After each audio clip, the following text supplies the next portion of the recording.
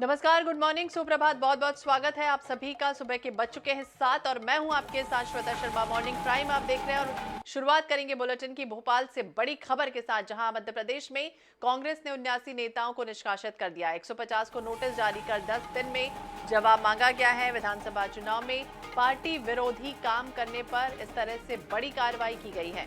नागौद पूर्व विधायक यादवेंद्र सिंह पार्टी से निष्कासित कर दिए गए हैं। सिंह ने महीनों पहले पार्टी छोड़ विधानसभा चुनाव लड़ा था। कांग्रेस निष्कासन की लिस्ट वायरल हो चुकी है। 79 लोगों का नाम है, 79 नेताओं का नाम है जो पार्टी विरोधी गतिविधियों में लिप्त पाए गए थे और इसके बाद निष्कासन की जो प्रक्रिया है, जो लिस्ट है, वो जारी कर दी गई है। 150 को नोटिस जारी कर 10 दिन में जवाब मांगा गया है। तो विधानसभा चुनाव में पार्टी विरोधी काम करने पर इस तरह से बड़ी कार्रवाई की गई है। नागौद से पूर्व विधायक यादवेंद्र सिंह पार्टी से निष्कासित कर दिए गए हैं। सिंह ने पार्टी छोड़कर विधानसभा चुनाव लड़ा था। तो ये बड़ी गाजगिरी है उन तमाम नेताओं में जो पार्टी विरोधी गतिविधियों में लिप्त थे। इधर भोपाल से अहम खबर, जहां राजधानी का बड़ा तालाब राममय हुआ है। राम मंदिर प्राण प्रतिष्ठा से पहले म्यूजिकल फाउंटेन शो, राम मंदिर पर शॉर्ट फिल्म का प्रदर्शन भी किया गया। तो ये तस्वीरें सामने आई। ये बड़ा तालाब है भोपाल का, जहां म्यूजिकल फाउंटेन शो आयोजित किया गया। राम मंदिर पर शॉर्ट फिल्म का प्रदर्शन भी किया गया। तो राजधानी के बड़ा तालाब में इस तरह की तस्वीरें सामने आई, जब पूरा देश एक तरफ भक्तिमय डूबा हुआ है, राममय है, तो वहीं पे भोपाल में भी बड़ा तालाब में इस तरह से म्यूजिकल फाउंटेन शो रखा गया।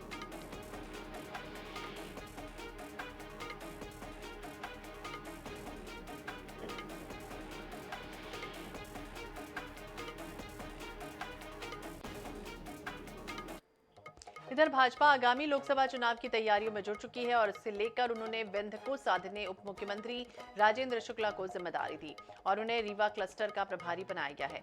इसमें रीवा, सतना, सीधी, शहडोल सीट है। शुक्रवार को सतना के साथ ही रीवा में लोकसभा चुनाव को लेकर अहम बैठक आयोजित की गई, जिसमें उप मुख्यमंत्री शामिल रहे।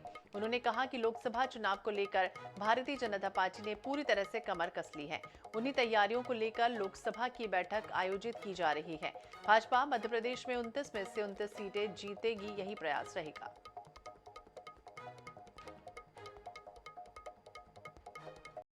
भारतीय जनता पार्टी ने पूरी तरह से कमर कस लिया है, क्योंकि मोदी जी को तीसरी बार प्रधानमंत्री बना के भारत को वर्षों पुराने सपने को साकार करना है, भारत को विश्व गुरु के स्थान पर पहुंचाना है।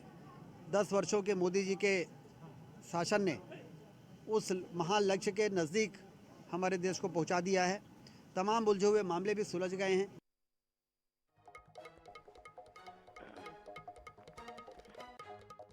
विधानसभा चुनाव में चुनाव हारने वाले प्रत्याशी और कांग्रेस के कार्यकर्ता लगातार भीतरघात करने वाले 250 लोगों के खिलाफ सख्त कार्रवाई की मांग करते हुए ऑडियो वीडियो को सबूत के तौर पर पेश किया गया। शिकायतों पर निर्णय लेने के लिए शुक्रवार को प्रदेश कांग्रेस कार्यालय में अनुशासन समिति की अहम बैठक हुई। अनुशासन समिति ने 79 नेताओं पर निष्कासन की कार्रवाई की, तो वहीं 71 नेताओं को शो कॉज नोटिस जारी कर दिया गया है।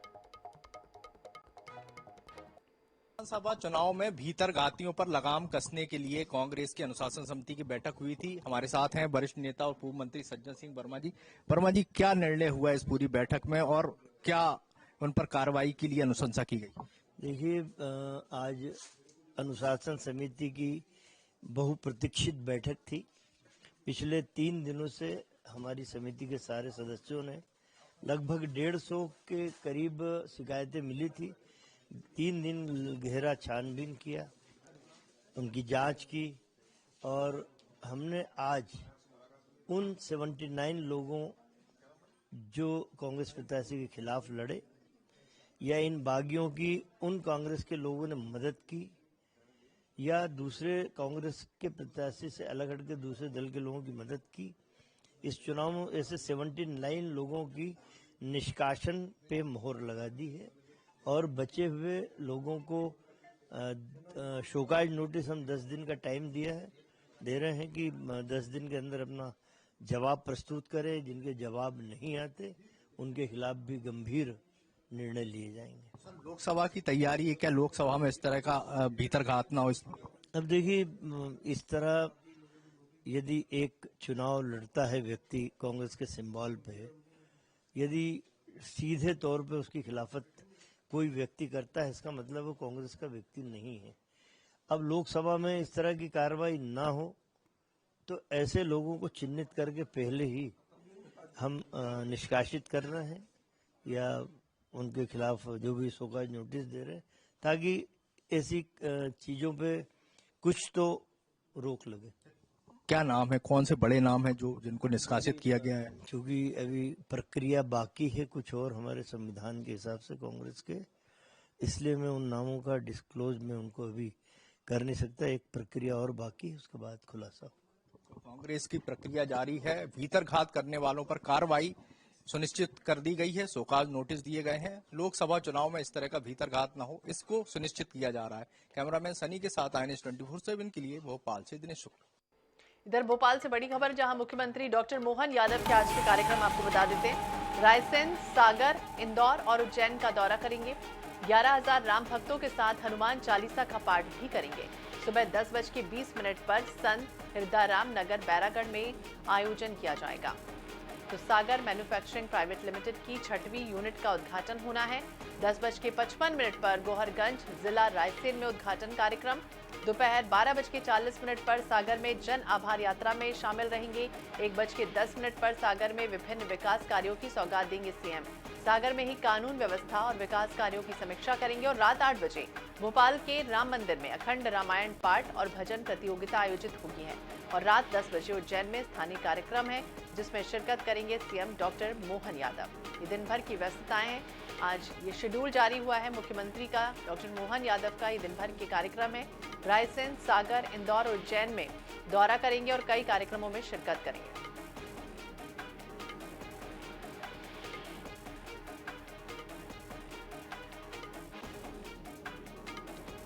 तो 6वीं यूनिट का उद्घाटन है। 10:55 पर गोहरगंज जिला रायसेन में उद्घाटन कार्यक्रम होगा, जिसमें शिरकत करेंगे सीएम डॉक्टर मोहन यादव। तो हनुमान चालीसा का भी पाठ, भजन, कीर्तन आज आयोजित होगा।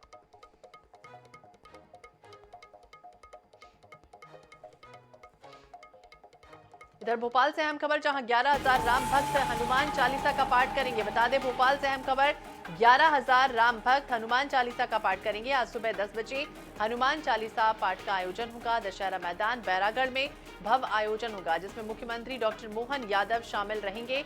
उप मुख्यमंत्री राजेंद्र शुक्ला भी इस कार्यक्रम में शामिल रहेंगे। तो हनुमान चालीसा का पाठ आज होने जा रहा है। उप मुख्यमंत्री राजेंद्र शुक्ला, सीएम भी इसमें शामिल रहेंगे। 11,000 राम भक्त हनुमान चालीसा का पाठ एक साथ करेंगे। आज सुबह 10 बजे हनुमान चालीसा की गूंज सुनाई देगी। दशहरा मैदान बैरागढ़ में ये भव्य आयोजन किया गया है। ज्यादा जानकारी के लिए बात करेंगे, विशेष संवाददाता अनुराग मालवी हमारे साथ जुड़ गए हैं। अनुराग, भव्य तैयारी कह सकते हैं, एक तरफ अयोध्या में हो रही है रामलला की प्राण प्रतिष्ठा की, दूसरी तरफ भोपाल में भी इस तरह से और बैरागढ़ में खास तौर से कार्यक्रम। देखिए, निश्चित रूप से बेहद रूप से इस पूरे कार्यक्रम को आयोजित किया गया है और कहीं ना कहीं हम देखते हैं भारतीय जनता पार्टी के विधायक रामेश्वर शर्मा कार्यक्रम से उनका विधानसभा क्षेत्र है जहां पर ये पूरा आयोजन होगा। और हनुमान चालीसा का जो है 11,000 राम भक्त एक साथ ये जो है पाठ शुरू करेंगे। ये सुबह 10 बजे से शुरुआत होगी और इसमें मौजूदगी की बात करें तो मध्य प्रदेश के मुख्यमंत्री डॉक्टर मोहन यादव और मध्य प्रदेश के उप मुख्यमंत्री राजेंद्र शुक्ल दोनों मौजूद रहेंगे। हम देख रहे हैं कि रामेश्वर शर्मा लगातार कहीं ना कहीं बड़े आयोजन कर रहे हैं। उन्होंने ये राम मंदिर की प्रतिकृति भी भोपाल में बनवाई है अपने निवास के सामने और अब अपने विधानसभा क्षेत्र में इस आयोजन को करवा रहे हैं। जी, तो मुख्यमंत्री डॉक्टर मोहन यादव भी इसमें शामिल रहेंगे। बहुत बहुत शुक्रिया, नजर बनाए रखिए। तो 11,000 राम भक्त एक साथ हनुमान चालीसा का आज पाठ करेंगे। बैरागढ़ में कार्यक्रम आयोजित होगा। सुबह 10 बजे मुख्यमंत्री भी इसमें शिरकत करेंगे और उप मुख्यमंत्री भी शामिल रहेंगे।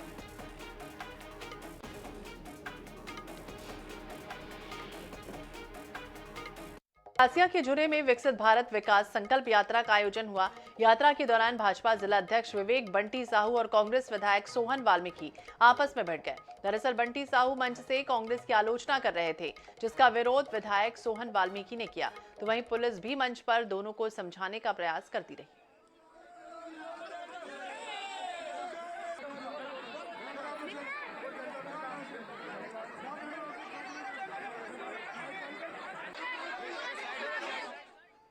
इधर रतलाम जावरा एसडीएम अनिल भाना का एक वीडियो वायरल हुआ है। एक धार्मिक आयोजन में एसडीएम भाना बोले, जो 7 पीढ़ियां देख नहीं पाई वो हम देख रहे हैं। मुझे गर्व है हिंदू होने पर, मुझे गर्व है राम राज्य की स्थापना होने पर। इतनी आतिशबाजी करो कि दीपावली फीकी पड़ जाए। 22 तारीख के आगे कोई पॉल्यूशन नहीं होता। सदी का सबसे बड़ा आयोजन है, जी भर के आतिशबाजी कीजिए।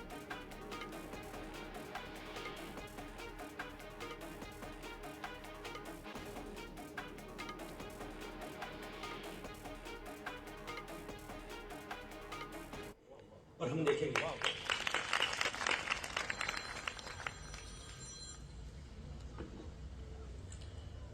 गर्व है मुझे हिंदू होने पर, गर्व है मुझे राम राज की स्थापना होने पर, गर्व है मुझे मंदिर बनने पर। मैं चाहता हूं दीपावली फीकी पड़ जाए 22 तारीख के आगे। 250 दुकानों के लाइसेंस हमने आज जारी किए हैं, पटाखों की दुकानों के। कोई पॉल्यूशन नहीं होता, जी भर के पटाखे फोड़िए। पिछले 7 पीढ़ियां हमारी देख नहीं पाई वो हम देख रहे हैं और हम देखेंगे।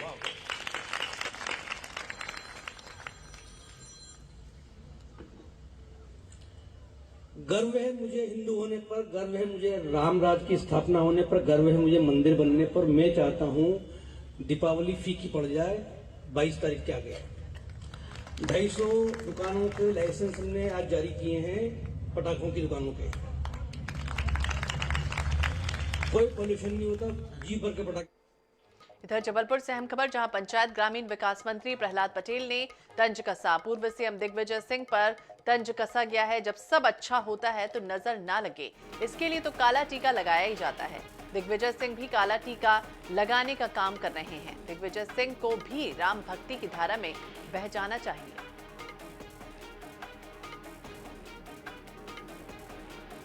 तो दिग्विजय सिंह को भी राम भक्ति की धारा में बह जाना चाहिए। पंचायत ग्रामीण विकास मंत्री प्रहलाद पटेल ने तंज कसा है। पूर्व सीएम दिग्विजय सिंह पर यह तंज किया गया।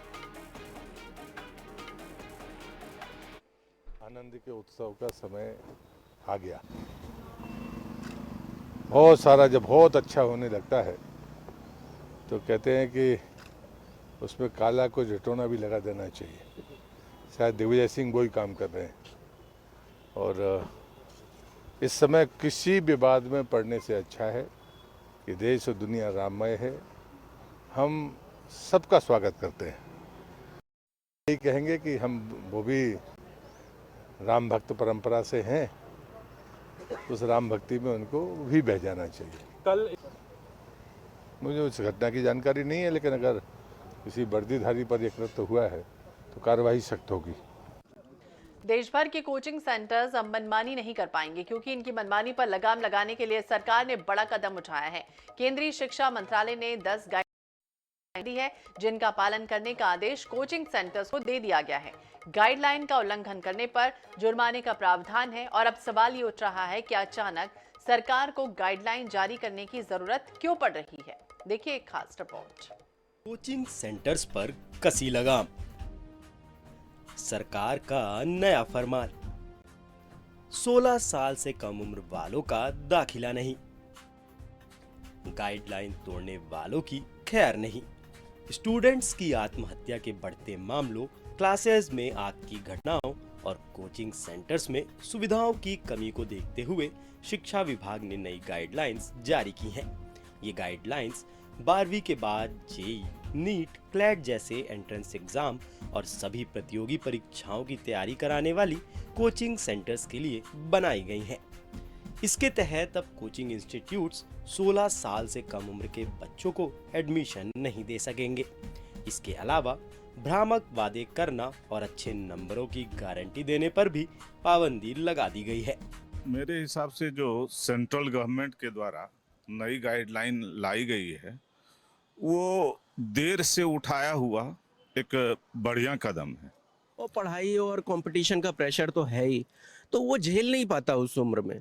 मैं ये मानता हूँ कि जो 16 साल वाला है, देखिए 15 और 16 एज ठीक है, लेकिन उससे नीचे के बच्चों का मुझे नहीं समझ में आता कुछ भी कि पहले से ही उनको क्यों, अभी तो वो समझे उस चीज़ को कि हाँ अच्छा फैसला है। छोटी उम्र से ऐसा नहीं होगा, बच्चों को बाहर का भी व्यवहारिक ज्ञान भी मिलेगा और कहीं ना कहीं ठीक ही है। बच्चों सुसाइड्स जो इतने नंबर ऑफ अटेम्प्ट्स बढ़ रहे हैं उसको कम करने के लिए अच्छी गाइडलाइन है।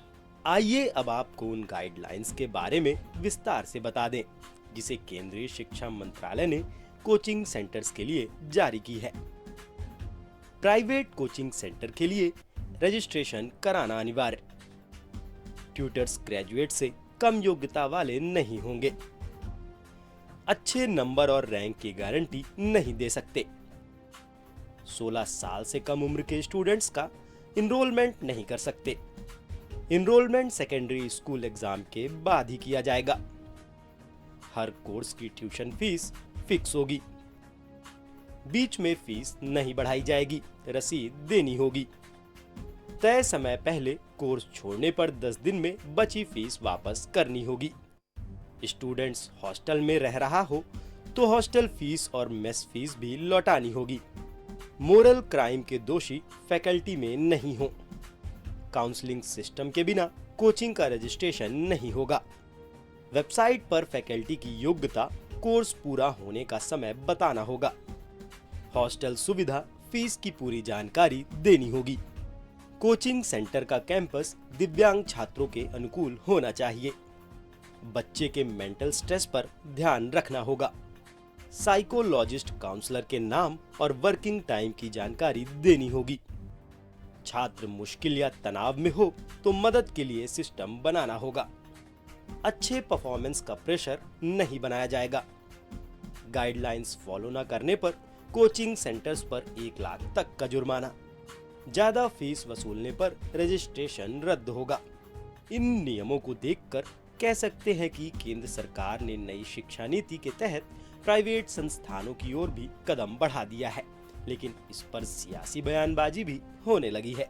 कोई भी जान, कोई भी जीवन जो होता है वो अनमोल होता है। कहीं इसी करने में निश्चित रूप से हम कामयाब होंगे और रोकथाम इन पर लगेगी। और निश्चित रूप से इसको मानवता के पहलू को देखते हुए कोचिंग संचालकों को भी इस चीज़ को अमल में लाना चाहिए और जो बच्चों की फीस है उसको लौटाना चाहिए।